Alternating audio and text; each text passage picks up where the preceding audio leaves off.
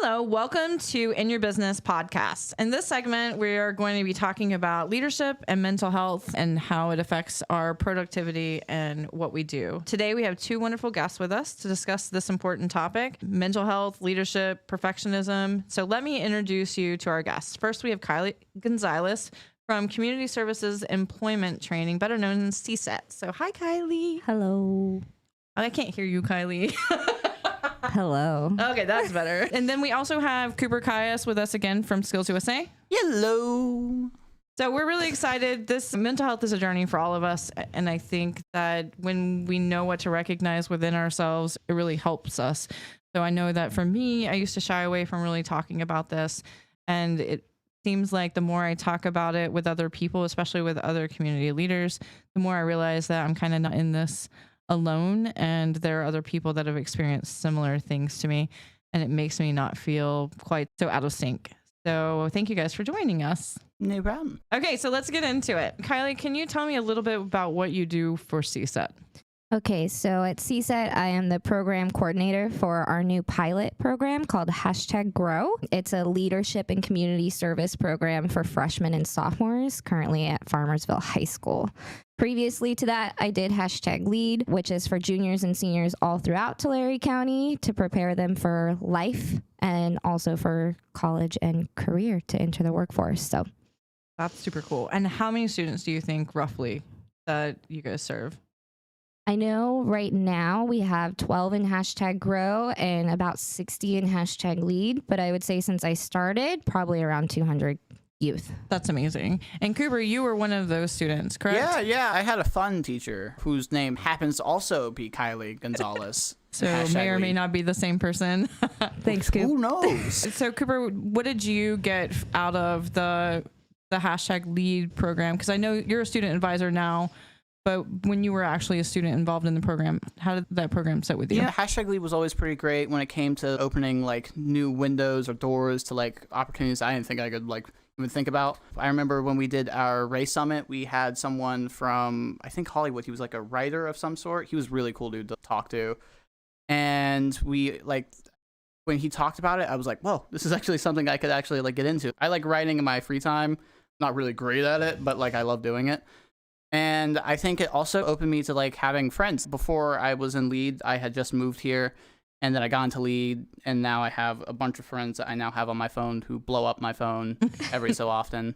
Yeah. So, yeah. The good things and bad things about having friends. The responsibilities of keeping up with them all. Cooper had a cool, like, 2 different experiences with #Lead too, because when he was with me, everything was virtual. I think we met twice in person, and what was cool about being virtual was we got to combine with other cohorts. So Cooper was meeting people from Porterville, from Tulare, from Visalia, whereas when we're in person, it's only one cohort at a time. So this year he's our student aide for the Visalia area, but you guys are from Dinuba, so it's cool that you get to touch all those different lives. No, it's definitely really fun. And I think it's funny because last year when we were doing it all virtual, the one thing that like happened was that not all people had their cameras on. There'd be a lot of people who knew me. Because it'd be like, oh, Cooper, it's been a while. And I'm like, huh? Because I hadn't seen their face before. Because like they knew my face and my name and everything. And like I just didn't know them. And they're like, it's Steven from Porterville. I'm like, oh, Steven. Dude, it's been forever. Yeah, but we ran into that in the business world too. All the Zoom meetings, I can't tell you now that we're doing all the in-person meetings and how different it is to relate to people in an in-person way. It's almost like the running joke is, you're so much taller than sitting inside the computer. And can't relate. Yeah, no, because Kylie is not tall. Throwing shade already, and the podcast just started. So yeah, but I do know that when you were in #Lead, one of the focuses originally, the first thing that you noticed was the mental health breaks and some of that. So can you tell me a little bit about that? Yes, we did have mental health breaks. I think we had 2 per session, if I'm not mistaken. It was like 2 15-minute ones. Yeah, we always started with a mental health check at the beginning of session, and then we would take breaks for like lunch and stuff, but then also Matthew and I would stick around to check in with anyone who maybe had the thumbsy downsies. I don't know if you remember that. Oh, yeah. Thumbsy downsies. But if someone had their thumbs down, it meant they hadn't been doing very well, and so we made sure as facilitators to stick around and talk to them if need be. Yes, and I think that was pretty great. It was definitely a system that I wasn't exactly used to when working and involving school. Like when I got into high school, nothing was about mental health, and when I moved here and then we went to Zoom, everything became about mental health, and I was like, "Well, that's actually pretty cool." I'm excited about that. So in vocational education and CTE learning, like you do through Skills USA, Cooper, I know that you guys have talked about being knowledgeable about how people accept feedback or how people communicate and how their feelings are involved with the decisions that they make and even how they grow and learn. So as a leader in Skills USA, how do you think mental health plays into being a good leader? I always think that a good, like a positive, like mental health, I don't know if that's the proper way of saying it, is like great for when trying to be a leader. I will say that it can change your style of leadership like tenfold. For example, in JRTC, we had these different types. A very common one that was always used is laissez-faire type leadership. I remember that one for like ever. And there was, we called it something different in JRTC. We called it tyrannical, but it was like when you're completely all in charge and like you have like full control over it. And both of those kind of have a negative like thing with mental health, but in some way, if like you get that middle area, I think like you get like a really good like democratic leadership style works really well.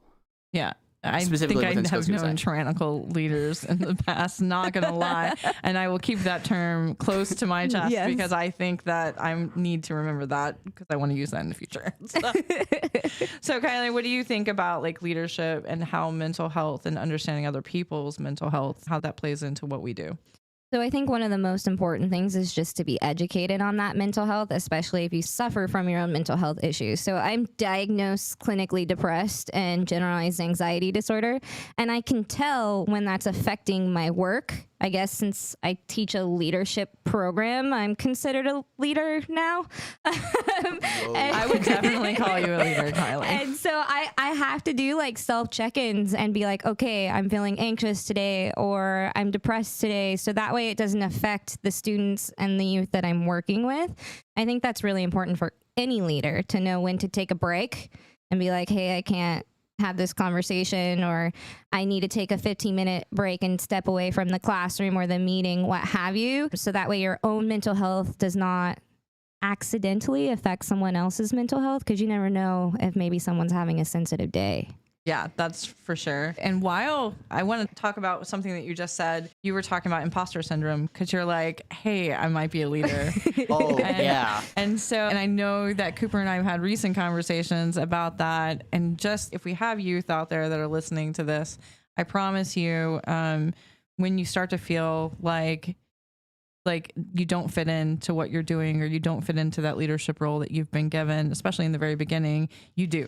100%. And there are plenty of us adults that feel those same things. We'll be at meetings. You'll look around and you'll see the people that you've idolized for years sitting around you. And you're like, I can't believe I'm sitting across from this person. I don't belong here. And I promise you, if you've got a chair at that table, you belong there. But Kylie, can you talk a little bit about what imposter syndrome is in case people don't know what that is? Oh, imposter syndrome, feeling like you don't belong or maybe you don't deserve to be in a special position. Whether that's a leadership position or even just, hey, I'm here on a podcast right now and it's just little old me. That's me not recognizing that I do some pretty cool stuff and I've affected some lives, right? So I would give that as an example of imposter syndrome a little bit. I think it's a pretty good example. Cooper, not to target you, but recently we were talking about you're running for state representation of Skills USA.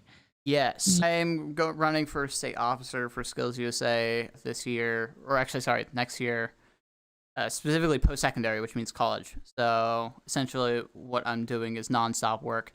And to a degree, like how I mentioned imposter syndrome to you a few days back, it does creep on you. Like it just randomly appears. And it's just like intrusive thoughts. It just randomly happens. And like you said before, you do have to focus on the good things you've done and how you've positively affected other people, how you got there and whatnot. And sometimes that just helps. Like it just makes it go away. And I really hope like people like understand this and they actually do this and think about these things, because it genuinely helps with imposter syndrome. Yeah, no doubt. And then Also, I think imposter syndrome can keep us from taking opportunities that are given to us. So somebody might be offered a promotion or a leadership role in some aspect. And if you don't feel like you deserve that, then you might turn that opportunity down. And we hope that if anybody's listening to this, if you're offered an opportunity to do something, take inventory of your life and make sure it's the right opportunity for you. But at no point do you think that you don't deserve it, or let your mental health challenges, whatever they may be, come in between you and the greatness that you deserve in your life. And while we're talking about imposter syndrome, the opposite, but sometimes in the same breath, perfectionism. Cooper, this is going to be fun. Oh, yeah.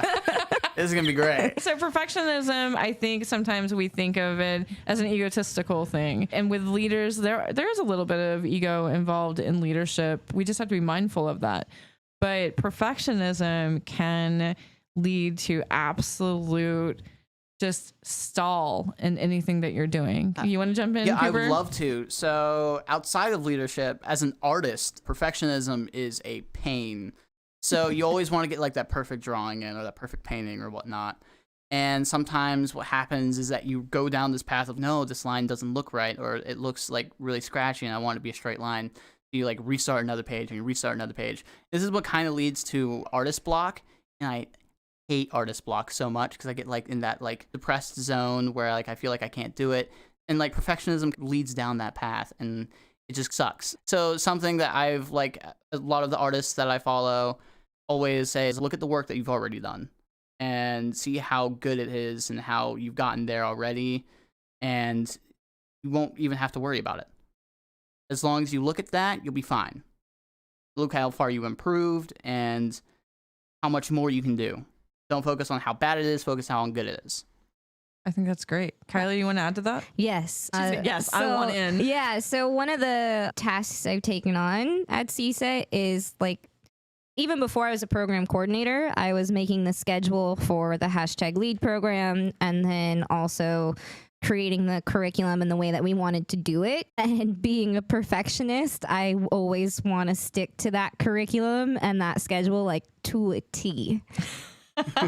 After going through 25 different versions of the schedule where it's even just from, okay, on this Tuesday, we're going to cover this topic. And on this Tuesday, we're going to cover this topic. And then what if a guest speaker cancels and what are we going to do? We're just going to have to cancel because they can't come. We can't even switch the topics or anything. That's what regularly goes through my perfectionist brain. But then I feel like that also comes in with the imposter syndrome too, because then I like go, oh, then I don't know what I'm doing. Maybe I shouldn't do this. I shouldn't be making this schedule and I don't know what's going on. And it turns into that vicious cycle. But the difference between maybe being an artist and then doing something like that is you don't have really your past work to look at. Especially if you're doing something new. Exactly. So I've been doing this for 3 years now, and now especially piloting a new program, it's like I don't have anything to compare #grow to because there's never been #grow before. So in one vein, it's if it doesn't work out, we'll just change it next year or we're just going to go with the flow. But then on the other vein is it didn't go how I wanted it to go, and that's a problem, and I'm freaking out now. So leaders can help their team members who may be struggling with perfectionism by encouraging growth mindset instead of a fixed mindset. So like what Kylie was talking about, where we get fixated on having to have something a certain way and then not being able to see that out of the box in any way, shape, or form. So I feel like leaders really should promote the idea that mistakes are opportunities and that there's always room for growth. And I think one of the things, at least for me, that perfectionism came into play probably when I was younger, like not to go back into it. It's because of my parents, but genuinely I wanted to please my parents so much that I was so scared to get it wrong that really hindered me being able to try new things. Like I didn't really do a whole lot of sports at times because if I didn't know I was going to be great at it, I didn't do it. And if I was really good at it, I went all in, like 100%. But I'm still less likely to try things that I'm super bad at, mostly because I don't want anybody to see me being really bad at anything. So that's definitely a thing. Cooper, how do you feel like leadership comes into making sure that the people that we're leading feel like they can contribute without feeling like they have to be perfect? I think that It's actually a really good question. I'm just trying to figure out like a really good way to answer Kylie, it. do you have an answer for that? What Cooper thinks? A little bit. So I think, especially, I've worked with kids all the way from the age of 2 up to like 18, 19 now. And so I've seen a lot of successes and a lot of failures. And the one thing that I've always seen, or two things I should say, that works with, especially youth, working with youth, is giving them grace when they do make a mistake, not being too harsh, trying to be a little empathetic, but then also like guiding them to not make that mistake again. And then also acknowledging and celebrating the small victories. So even just, hey, you figured out a way to come to #lead today when you thought you weren't going to have a ride this morning, or you were able to log into that Zoom meeting even though you didn't even want to get your butt out of bed. Like, just giving them a little bit of a high five, good job, proud of you, is important as a leader, and then making sure that people don't beat themselves up over the little things. And then Cooper, going back to you, in Skills USA, how do you guys like separate accountability or project management so that people can succeed? So we make it where people can succeed by focusing on what makes them like so important to us. So like what we like having a very diverse team with specific skills, and we like to make sure that we improve upon those ones and other ones that we feel that they need to improve upon. But we like to like specifically put them to this. So our officer or historian, Kendra, she works on our scrapbook that talks about what we've done in the entire year. And she does scrapbooking on her own. She does it for fun. She's fantastic with it. And she's doing it for a competition, and she's doing it for just the whole record of what we've done. And it looks fantastic so far. And we have Jaden, our treasurer, because she's like really good with mathematics, and like she keeps track of everything. Fantastic, actually. And we like to make sure that these skills are always like kept track of. Like, we want them to be acknowledged, and we also like want to make them seem like victories to them. So we always say congratulations, good job, and everything like that. And then if you do have criticism or a redirection of something that someone needs to change, how do you guys communicate that? We always want to make it seem constructive. We never want to have anything negative in it. I feel like if we make it negative, people tend to get in like it depletes their mental health. It isn't really like really good for them, and it makes them feel worse about those skills. It's things that we want them to feel special about.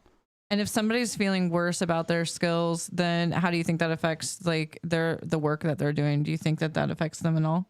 It makes it worse. Like they'll try, I know, and they will keep on trying, but like the amount of effort they put into trying depletes over time. Yeah, because if they feel like they'll never please you, then that person, it'll just paralyze the work that they're doing. Yeah, for sure. We see that in the business world too, and I think that it's interesting listening to students talk about similarities and the leadership between their clubs and organizations, and the same exact things that we go through in the business and nonprofit world. It's funny because I listened to them run their group chapter meeting, and they're going through Robert's rules and all of that. And I saw one of the students, and she was really struggling with figuring out when to ask for a motion. And I think she was really kind of in her head for a moment, like, I'm just not doing this right. And I looked at her and I was like, listen, take a deep breath. I was like, we struggle with these same things in the nonprofit world all the time. I can't tell you how many times we've sat there and waited for somebody to make a motion, and we're just kind of all looking around like somebody's going to have to do it. Yeah. and I was like, and it's a very awkward thing, even at the professional business level. So I appreciate that you guys are putting yourselves out there. You guys are all trying new things. We appreciate the Skills USA cohort from Dinuba chapter working with us as a chamber, being a chamber ambassador, being a community ambassador, and love your work that you've done with #lead and all of that. And Kylie, like, Cooper's been able to bring you into my life as a professional and as a friend, and I think that I'm just super lucky to know you. Thank Woohoo you for networking. Yeah, we love networking. Networking. This is a pretty strong networking team right here too. Yeah, this is pretty solid. So I'm gonna end with Kylie. Do you have any like mental health tips or anything that you might share with us to take away? Yeah, always. So one of the things that we kind of talked about was that reinforcement, right? Or that criticism and being gentle about it. I think something that as a new, like kind of younger professional in the business office job type of realm, that I'm seeing is not a lot of emotional intelligence.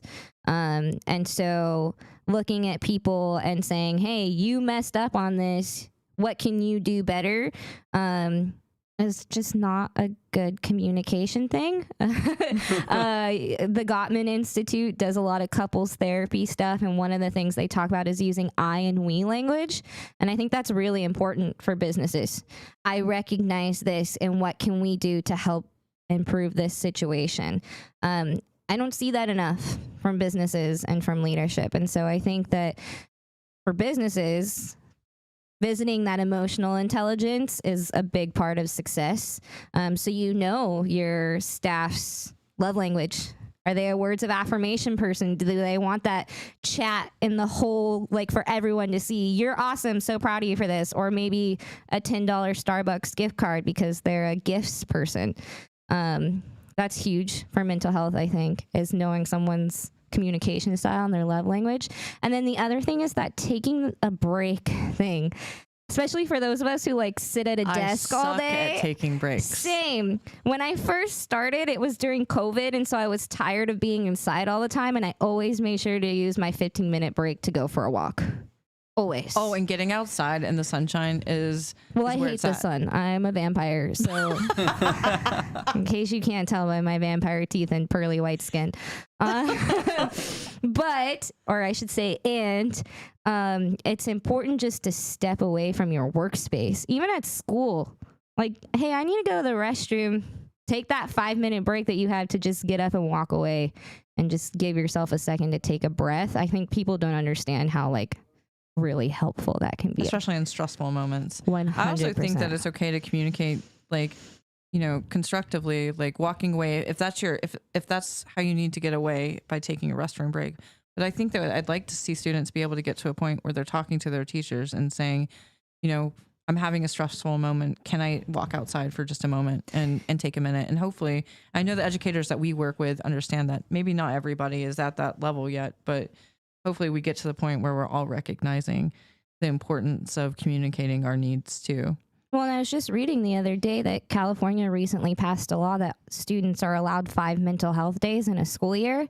I don't know how many districts are recognizing that, but it's a thing. And so if you can talk to your school about it and your school can recognize those mental health days, take advantage of them. Take those 5 mental health days. And we've kind of done that historically, like you growing up. It was kind of the rule was, if you've got your stuff done, if you're caught up on all of your work, if that's not the excuse that you're taking the day, but if you really just need a day to relax and regroup, then we've always let our kids kind of do that for sure. Oh yeah, definitely. Yeah, but still holding him accountable for getting his work done. Oh yes, also definitely. See, my mom would be like, hey, like if you're physically incapable or mentally incapable of going to school today, like you can take a break. We'll take a break. That's fine. And then make sure that you graduate with honors at the end of high school. So you have 4 years to make sure you have your act together. If you need to take a break today, that's fine. I graduated with honors from high school, so those mental health breaks helped. so far, so good for you, for sure. Yeah. Cooper, did you have any closing thoughts that you wanted to share? I mean, always a simple one. I think communicating with people is always very important, specifically with people that you know, like trusted adults, like Kylie or you in this case. I think that if you talk to these people about your issues, specifically mental health issues, they can usually have an answer. If not, you always have your counselors at school, and they can always be helpful. I think that's great. So just some last minute thoughts of chamber updates. We have our April 1st in downtown Dinuba. We're having a spring event downtown. The city of Dinuba is working really hard to make that event great. They are looking for volunteers, so if you are available, we'd love to have you. April 15th, Alta Historical is having their spring fling. And then we will have the Cinco de Mayo pageant that same day. Then we move right into our golf tournament on the 21st, and then happily moving into warmer days of Cinco de Mayo. And then summer is on the way. So I want to say that again. I can't wait for summer. You guys can quote me on this. So when it's 117 degrees outside, don't come for me. But I'm ready to progress past rainy days, and I know that everybody's shaking their head here now. No. But I'm ready to move along.